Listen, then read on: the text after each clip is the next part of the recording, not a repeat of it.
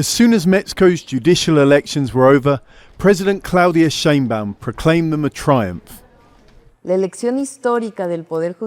historic election of the judiciary this June has been a complete success. Today, millions of Mexicans voted freely for the new guardians of justice. But the numbers told a different story. Of the 100 million Mexicans eligible to vote, the country's electoral authority estimated that only around 13% turned up. Compare that to the country's last presidential election, when Sheinbaum herself was voted in, a 60% turnout.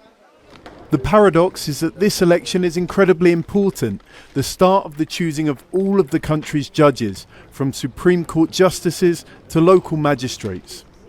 So why didn't people turn up? In part because of confusion and a lack of information. There were a lot of candidates on the ballot who were largely unknown. People didn't really know who they were or what they stood for. There was also a fair amount of opposition to the elections in the first place.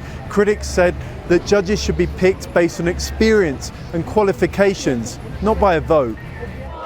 Above all, there were concerns that the ruling party, MORENA, which already controls the presidency and the legislative branch, was using the election to appoint politically malleable judges too, especially in the Supreme Court, long an obstacle to its plans.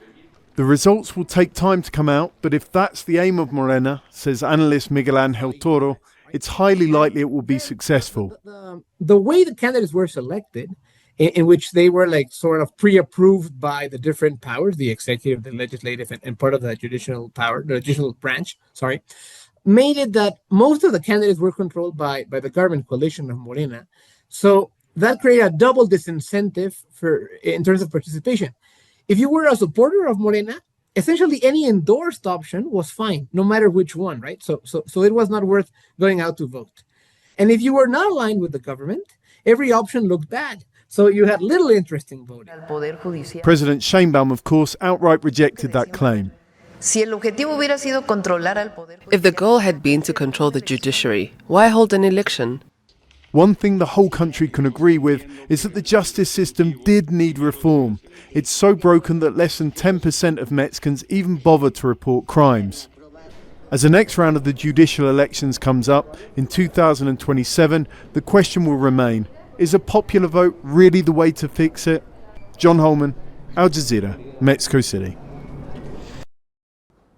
Make sure to subscribe to our channel to get the latest news from Al Jazeera.